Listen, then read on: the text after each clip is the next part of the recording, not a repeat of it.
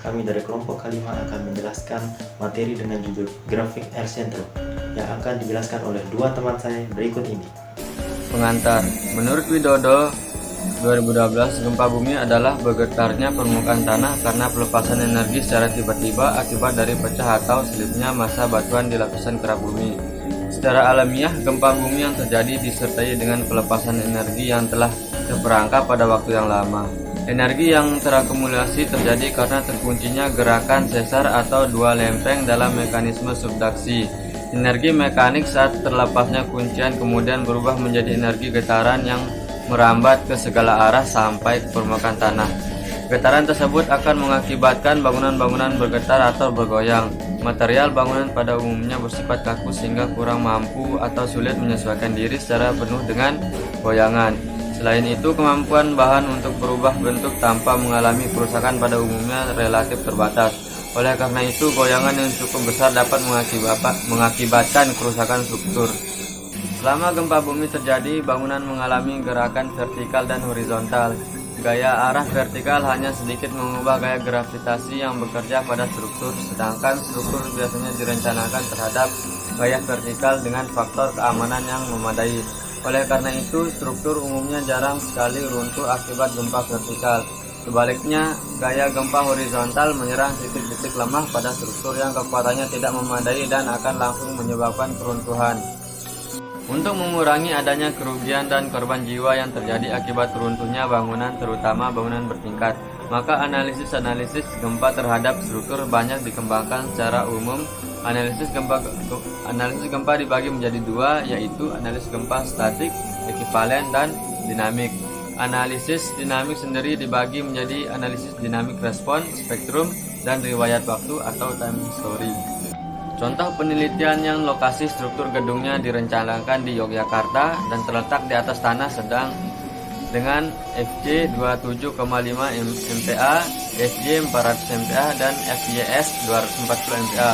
Rekaman gempa yang digunakan adalah gempa El-Centro 1979 frekuensi tinggi, gempa El-Centro 1940 frekuensi menengah, dan gempa DOS frekuensi rendah. Disesuaikan dengan respon spektra kota Yogyakarta. Grafik El-Centro sendiri adalah plot suatu spektrum yang disajikan dalam bentuk grafik antar periode getar struktur. Lawan respon-respon maksimumnya untuk rasio redaman dan beban gempa tertentu.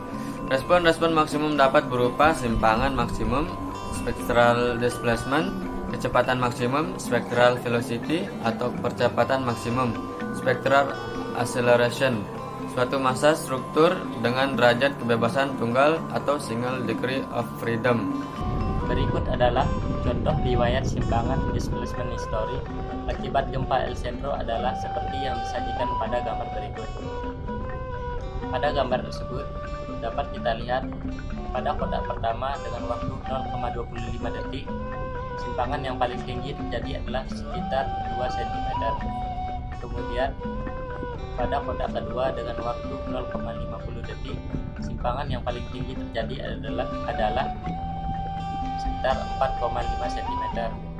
Selanjutnya, pada kotak ketiga dengan waktu 0,75 detik, simpangan yang paling tinggi terjadi adalah sekitar minus 7,5 cm.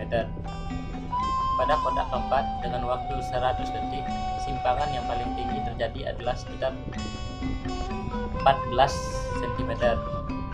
Dapat kita uraikan pada gambar tersebut bahwa semakin tinggi waktu yang terjadi atau semakin lama waktu yang terjadi, maka semakin tinggi simpangan tersebut. Selanjutnya adalah langkah-langkah membuat grafik El-Centro. 1. Data input yang diberikan adalah antara lain nilai E, gravitasi, interval waktu, interval gelombang getaran, dan simpangan yang terjadi akibat interval waktu tertentu. Yang kedua adalah mencari inersia masing-masing kolom. Rumusnya adalah 1/12 kali B kali H pangkat 3. Yang ketiga adalah menentukan kekakuan efektif. Kekakuan efektif dibagi menjadi 2 unit. Rumusnya adalah 12 dikali E dikali inersia kolom 1 per H1 pangkat 3. Untuk sendiri rumusnya adalah 6 kali E kali inersia kolom 1 per H pangkat 3 H1 pangkat 3. Langkah yang keempat adalah menghitung frekuensi natural. Rumusnya adalah M sama dengan W per G. Setelah menemukan M, rumusnya adalah omega sama dengan akar K total dibagi M. Langkah yang kelima adalah perhitungan beban Ft. Ft sama dengan M dikali E, lalu ditabelkan. Untuk langkah yang keenam, perhitungan getaran dinamis. Rumusnya adalah omega D sama dengan 0,98 dikali omega. Langkah yang ketujuh adalah perhitungan Y total. Untuk getaran dinamis disajikan dalam bentuk tabel. Kemudian langkah yang ke-8 adalah perhitungan getaran bebas. Respon dengan rendaman. Kita bisa melihat rumusnya seperti slide yang di atas.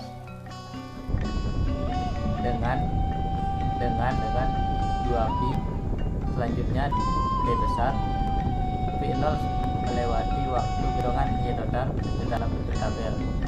Langkah yang terakhir adalah berdasarkan dari grafik.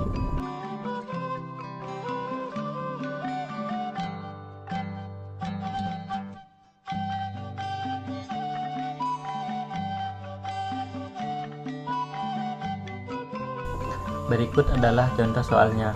Dapat kita lihat di sini, berat bangunan itu adalah 85.001 kg. Untuk H1 sama dengan 405 cm dan H2 sama dengan 550 cm. Kita juga bisa melihat B dan H masing-masing kolom tersebut. Diketahui E sama dengan 2,1 kali 10 pangkat 5 kg per cm. Gravitasi sama dengan 10 mm per detik, sama dengan 1000 cm per detik. Kemudian dari grafik L-sentro tersebut diketahui interval gelombang getaran gempa dari T 1,5 ke T 2,5 sama dengan E sama dengan 0,05 detik. Jadi selang interval waktu tersebut adalah 0,05 detik. Dari hasil grafik tersebut, untuk T dan Y adalah sebagai berikut. Ditanya, A. Buatlah grafik responnya. B. Berapakah Y max-nya? Untuk penjelasannya, pertama kita harus mencari inersia masing-masing kolom tersebut dengan rumus yang tadi 1/12 kali B kali H pangkat 3. Dari sini kita dapat menemukan inersia kolom pertama adalah 45.000 cm pangkat 4. Untuk inersia kolom kedua adalah 19.531,25 pangkat 4. Kemudian inersia kolom ketiga adalah 39.062,5 cm pangkat 4. Setelah mendapatkan nilai inersia dari masing-masing kolom tersebut, kita akan mencari nilai kekakuan efektif atau KE. Selanjutnya yang ketiga adalah kita akan menghitung frekuensi naturalnya. Rumusnya adalah M sama dengan W per G. Untuk nilai W, kita akan masukkan nilai yang di atas tadi sama dengan 85.001 dibagi dengan 1000.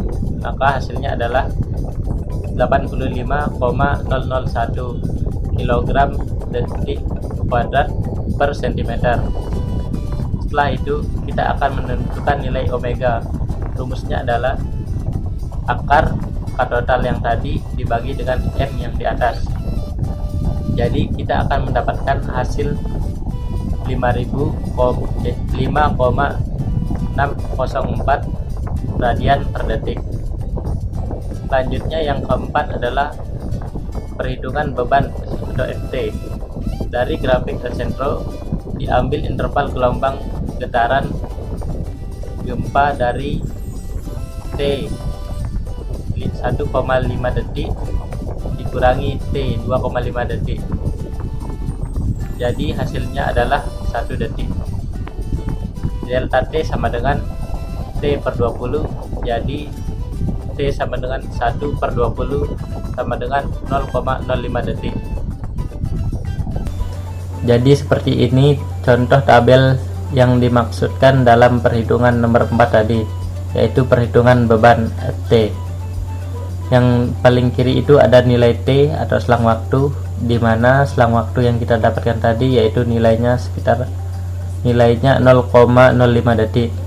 Kemudian kita mendapatkan M yang nilainya 85,001. Terus kita juga mendapatkan Y nilainya adalah minus 115. Kemudian ada Y per G, di mana nilai G tadi itu adalah 1000. Jadi hasil yang kita dapatkan adalah minus 0,115. Dengan memasukkan rumus perhitungan beban, yaitu M dikali Y, kita akan mendapatkan nilai Ft yaitu 13.175,115. Dan begitulah perhitungan selanjutnya. Perhitungan selanjutnya adalah perhitungan getaran dinamis, yaitu omega D sama dengan 0,98 dikalikan dengan omega, di mana tadi kita sudah menemukan nilai omega yaitu sebesar 5,604. Jika dikalikan hasil dari omega D sama dengan 5,492 radian per detik. Selanjutnya rumus untuk ditabelkan bisa kita lihat di slide yang di atas. Untuk perhitungan nomor 6 yaitu perhitungan getaran bebas respon dengan rendaman. Pada saat setelah waktu 2,5 detik terjadi getaran bebas dengan rumus seperti yang di atas. Setelah kita memasukkan rumus perhitungan getaran dinamis dan perhitungan getaran bebas, kita akan mendapatkan tabel yang seperti ini.